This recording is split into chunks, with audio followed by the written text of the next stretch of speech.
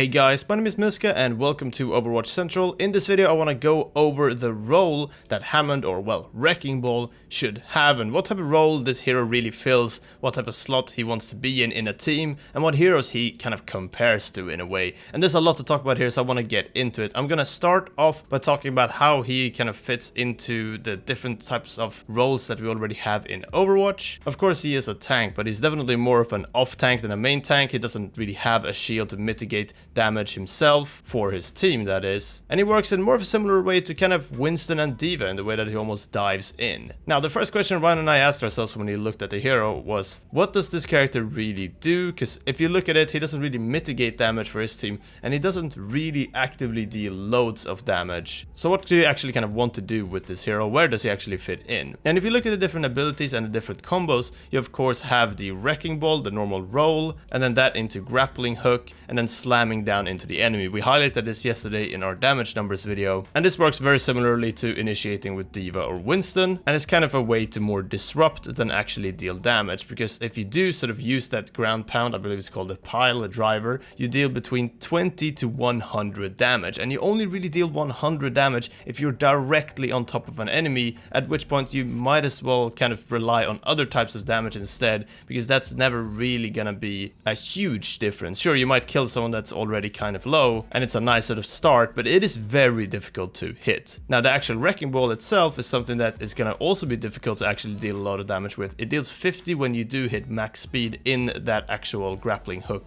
type of animation, and then it knocks the people away as well. So it's a very sort of high skill ceiling ability, but it's hard to get a lot of damage out of that as well. So all in all, you're kind of a dive hero in that sense, but more on the disrupting side rather than the overall damage side, which is also kind of similar to how Winston and D.Va work. It's not really just about dealing loads of damage in one button press. It's more about initiating, disrupting, and winning a little bit more time, and by doing that, getting that extra damage in. Now you do definitely have the ultimate as well, and you also have the adaptive shield that you can use when you've landed within a bunch of enemies. And this is really interesting, because we have nothing like this current ultimate, and the adaptive shield of getting to 1300 HP is absolutely ridiculous if you manage to actually pull that off. Either way, just getting to 1000 HP is actually crazy. And this is where I see a lot of potential with that sort of Winston, D.Va, Wrecking Ball type of dive. Maybe run that with, I don't know, Lucio and then Mercy and Zenyatta, I guess. Not sure what would be best there, but either way, that type of dive composition could be really interesting. And I hope that we do get to see that in the meta. So that is definitely the sort of slot that he fits into in terms of the type of character he is and what type of role he fills on a team. Now, there is one more thing we wanted to talk about, and that is the weapon, because this is kind of a bit of a game changer in a way. This is the first tank that we've had that is properly hit scan, with barely any spread on his weapon as well. It's kind of similar to Soldier 76 in a way, but will obviously deal a little bit less damage, but we wanted to compare and see how much damage you could actually deal with these weapons. And if you unload a full Soldier 76 and a full Hammond clip into a Roadhog, Hammond or Wrecking Ball will deal 400 damage, while Soldier 76 will deal 475. Now Soldier 76 does also deal that damage in a shorter amount of time,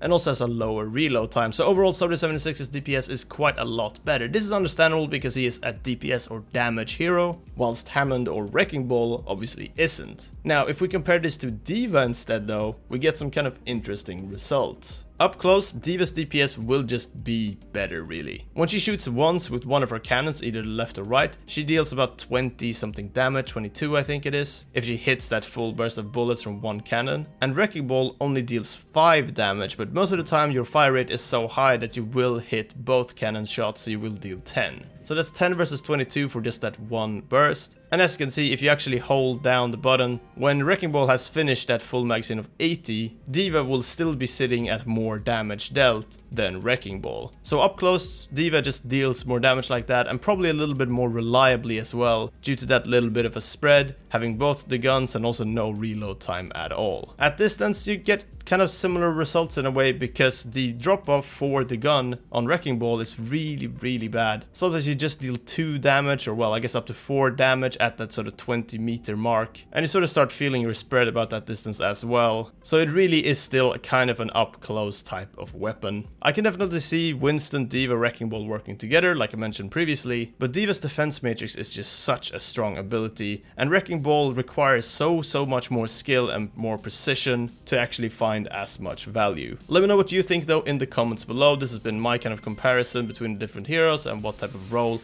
that the Wrecking Ball mech, aka Hammond, which most of us would probably call the hero, will fit into, and what he actually really does. But yeah, like the video if you enjoyed it. That's basically all for now. Of course, subscribe or, well, hit the bell if you want more Overwatch content. And yeah, until next time, take care, and we'll see you then.